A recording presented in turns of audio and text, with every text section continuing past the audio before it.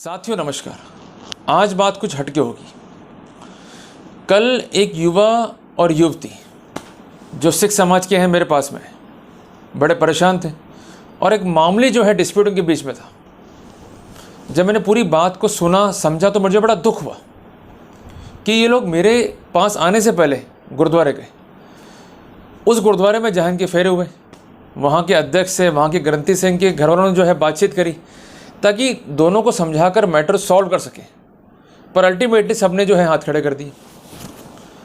एक बात जो है मैं इन धर्म के ठेकेदारों से पूछना चाहूँगा कि जब आप लोग शादियाँ कराते हो उस समय पैसे लेते हो बुकिंग के नाम पर, फेरों के नाम पर, और वही युवा दंपति जब मेंटल फ्रीक्वेंसी के कारण या अदर कारणों से अपने विचारों को नहीं मिला पाते और उनके बीच एक मामूली फ्रिक्शंस जो है क्रिएट हो जाते हैं और ये फ्रिक्शंस आगे जाकर तलाक का रूप ले लेते हैं, तो अल्टीमेटली उस समय आप लोग कहाँ चले जाते हो? आप लोग ये दावा करते हो कि हम धर्म को बचा रहे हैं, हम संस्कृति को बचा रहे हैं। तो एक बात बता दूं कि हिंदू धर्म और संस्कृति में तलाक शब्द था ही नहीं। तलाक शब्द का ओरिजिन ही बेसिकली उर्दू है। जो शब्दावली, जो कंसेप्ट हमारे धर्म में नहीं है, हम उसे क्यों प्रमोट कर रहे हैं? हमारी छोटी सी लापरवाही घर बिगाड़ रही है, घर उजाड़ रही है। साथियों, शादी करना आसान नहीं है और उससे मुश्किल कामों से निभाना। आजकल जो युवा पीढ़ी है वो इतना पढ़ लिख गई है कि ना तो संस्कार रहे, ना ही पेरेंट्स के लिए इज्जत रही और ना ही इस इंस्टीट्यूशन के लिए कोई रेस्पेक्ट रहा। शादी से पवित्र बंधन आज हमने तार तार कर दिया है। लड़के वाले चाहते हैं कि लड़की उनके घर वालों के हिसाब से जो है वर्कआउट करे और लड़की वाले चाहते हैं कि लड़का जो है लड़की का गुलाम बन जाए, जो बिल्कुल पॉसिबल नहीं है। ये दो ऐसी स्थितियां हैं कि जो चाहकर भी आप प्राप्त नहीं कर सकते हैं। भाई शादी क्या है? एक खेल है ट्रस्ट का, एक खेल है विश्वास का, एक खेल है आत्माओं का मिलन का, कि जहां पर दो परिवार मिलकर किसी संस्कार को, किसी ह्यूमैनिटी को जो है आगे लेके बढ़ रहे हैं। पर हो क्या रहा है? सिर्फ ईगो, ड्रामा, पैसा, मेंटेनेंस, गो भत्ता, एडल्ट्री, इन सबको लेके जो है शादी सिमट गई है। अगर रेस्पेक्ट नहीं कर सकते हो तो शादी करते क्यों? और अल्टीमेटली जब शादी में बच्चे हो जाएंगे उसके बाद भी ऐसी हरकतें होंगी तो बेचारों बच्चों की गलती क्या है? उनका भविष्य जो है आप क्यों खराब कर रहे हो? सिर्फ अपने जिद बने के कारण। तो साथियों, यह लड़ाई आप लोगों से है ही नहीं। यह लड़ाई है धर्म के उन ठेकेदारों से जो ये दावा करते हैं कि हम शादी कराएंगे, हम संस्कार बचाएंगे और हम एक अच्छा समाज बचाएंगे। पर जब रियल में उस समाज को बसाने की, उस समाज को बचाने की जरूरत पड़ती है तो ये ठेकेदार कहाँ गायब हो जाते हैं?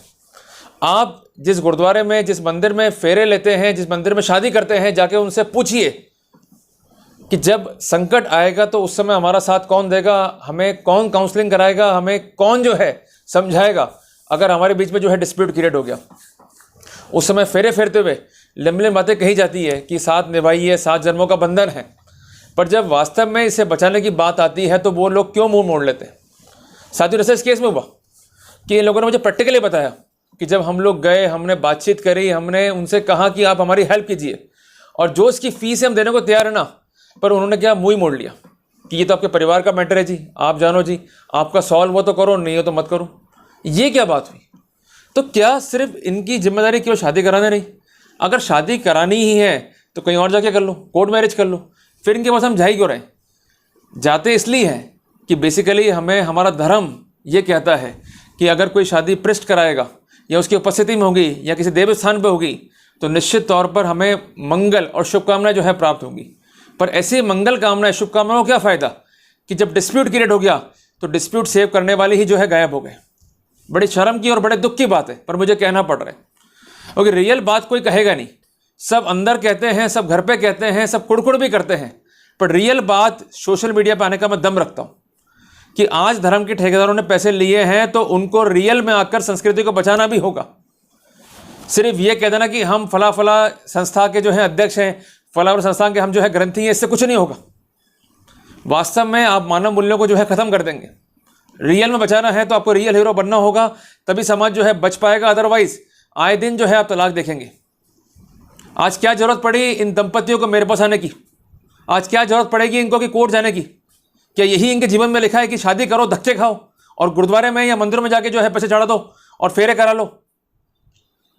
दुख होता है। दुख होता है यहाँ से, क्योंकि रियल जब प्रॉब्लम आती है और रियल सॉल्यूशन आप दे सकते हैं तो आप क्यों नहीं इंटरवीन करना चाहते?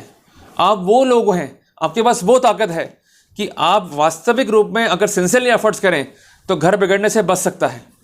और साथियों, ये आपको भी कहना चाहूँगा कि हमेशा घर बिगाड़ने से पहले हमें घर को जो है बचाना चाहिए।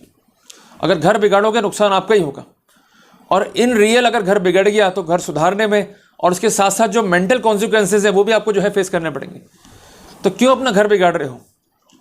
क्यों अनवारंटली जो है आप डिस्प्यूट्स क्रिएट कर रहे हो? अगर पति पत्नी का मैटर है घर में सॉल्व होता है, बहुत बढ़िया, वकील के पास बिल्कुल मत जाओ, कोर्ट बिल्कुल मत जाओ। नहीं सॉल्व हो रहा है तो ड्यूटी लगाओ धर्म ग्रंथियों की कि हमारा डिस्प्यूट जो है सॉल्व करो। जब शादी भी आपने कराई तो बचाओ भी इसको, और नहीं कर सकते तो लिख के दो, कभी भी संसार में जो है हम कदम नहीं रखेंगे। तो कुल मिला के अगर बात सही है तो उसको जो है फॉलो करना चाहिए, और बात को जो है अनुसरण में लेते हुए उसको जो है फॉलो भी जो है कराना चाहिए। और आज ये लोग चाहें तो बचा सकते हैं और ये लोग चाहें तो डुबो सकते हैं, पर चूंकि ये सिंसियर एफर्ट्स नहीं होंगे तो आपको डेफिनेटली वकीलों के पास जाना पड़ेगा, कोर्ट के चक्कर काटने पड़ेंगे और लंबा टाइम जो है खराब हो जाएगा। आज जरा सोचो कि जब आप म्यूचुअल डिवोर्स लेते हो तो उस समय क्या होता है? 3 साल बाद जबकि लाइफ खराब हो चुकी होती है, सारे डिस्प्यूट सॉल्व करते हो ना, लिखते हो कि हमारे बीच मानसिक विवाद थे या मानसिक तनाव थे या मेंटल फ्रीक्वेंसी डिसबैलेंस थी जिस कारण हमारे विचार मिल नहीं पाए, और हम जो है म्यूचुअल डिवोर्स आते हैं। अब सामान को लेकर, पैसों को लेकर या अन्य चीज़ों को लेकर कोई डिस्प्यूट पेंडिंग नहीं है, तब भी लिखते ही हो ना। तो 3 साल बाद अकल जब आती है तो वो अकल पहले भी आ सकती है। अगर ये धर्म ग्रंथालय या ये धर्म संस्थान के लोग जो हैं इंटरवीन करें, अगर ये लोग वास्तव में चाहते हैं कि घर बसे, तो इनको जो है इंटरवीन करना चाहिए, समझाना चाहिए कि बेटा तुम लोग गलत कर रहे हो, तुम लोग सही नहीं कर रहे हो, अल्टीमेटली तुम अपना घर खराब कर रहे हो, कुछ नहीं रखा है इन चक्करों में। अगर वहाँ पर ये लोग इंटरवीन करें तो 80% घर खराब होने से बच सकते हैं, इस बात की मैं आपको गारंटी देता हूँ। क्योंकि हर घर में डिस्प्यूट बड़े नहीं होते हैं, ये एडल्ट्री या कहीं और जाकर जो है बस जाना या वाइफ को जो है छोड़ने की इंटेंशन रखना या पति को छोड़ने की इंटेंशन रखना, ये होता है रेयर एंड रेयर केसेस में, 20% मामलों में। जबकि 80% मामलों में सिर्फ आपसी व्यवहार होते हैं कि बहू की जो है सास से नहीं बनी, ननद से नहीं बनी या ननद की जो है भाभी से नहीं बन रही है। तो इन मैटर को समझाकर बुझाकर इस लेवल पर सॉल्व कर सकते हैं। तो मेरी आज प्रार्थना है धार्मिक संस्थानों के अध्यक्षों से, ग्रंथियों से, समस्त उन व्यक्तियों से जो धर्म संस्थानों को संभाल के बैठे हुए हैं, कि आप प्लीज़ और प्लीज़ शादी कराने के साथ साथ ऐसे मामलों में इंटरवीन करें, घर बसाएं। घर टूटता है तो मुझे भी बहुत दुख होता है, घर बसेगा तो ही भारत जो है आगे बढ़ेगा। और कम से कम अगर हम एक सफल शादी को जो है मेंटेन कर पाते हैं तो जो मिसाल दी जाती है इंसान में कि वास्तव में ये संस्कृति का देश है, ये संस्कारों का देश है, वो वास्तव में जो है दी जाएगी और उसको लंबे समय तक जो है याद रखा जाएगा। इतिहासकारी स्थितियों को हम जो है मेंटेन कर पाएंगे। सिर्फ और सिर्फ डिपेंड है हमारी इंटेंशन पे, सिर्फ और सिर्फ डिपेंड है हमारे एफर्ट्स पे। तो मैं आपसे हाथ जोड़ के विनती करता हूँ कि प्लीज़ और प्लीज़ शादी कराने के साथ साथ ऐसे मामलों में भी इंटरवीन करें।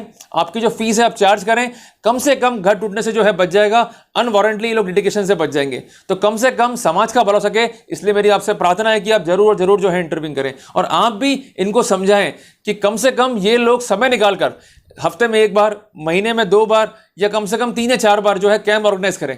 कम से कम उस कैंप में आप लोग जाएं, अपने मैटर्स को रिजॉल्व कराएं और अल्टीमेटली एक बेटर रिजल्ट्स को जो है आप इनिशियल लेवल पे जो है ऑब्टेन कर पाएंगे। अदरवाइज क्या होगा, आप एडवोकेट के पास जाएंगे, वो लीगल नोटिस देंगे, मामला जो है कोर्ट तक पहुंचेगा, डिस्प्यूट्स क्रिएट होंगे, तो आपकी शारीरिक मानसिक अशांति तो होगी ही होगी, पैसों का भी जो है नुकसान होने की पूरी स्थिति रहेगी। तो कुल मिला के जिम्मेदार सभ्य नागरिक बने और अपने धर्म संस्थानों के जो कंसर्न व्यक्ति हैं उनको भी जागरूक करें कि कम से कम वो इंटरवीन करते हुए जो है हमारी हेल्प करें। तो साथियों का टॉपिक अच्छा लगा तो इस वीडियो को लाइक और शेयर करना, और अगर मेरी बात से किसी को बुरा लगता है तो उसके लिए क्षमा प्रार्थी रहूंगा। मेरा मकसद किसी भी संस्थान को, किसी भी धर्म ग्रंथ को, किसी भी धर्म संस्थान को बेइज्जत करने का नहीं है। सिर्फ यही मकसद है कि आज हम लोग जो कर रहे हैं अगर थोड़ा सा और अच्छा करें तो कम से कम नव दंपतियों का जीवन बर्बाद होने से बच सकता है। अदरवाइज ये लोग घूमते रह जाएंगे और देश का जो विकास होना है वो किसी भी रूप में सुनिश्चित नहीं हो पाएगा। तो साथियों मिलते हैं एक नए टॉपिक के साथ, तब तक के लिए जय हिंद, जय भारत।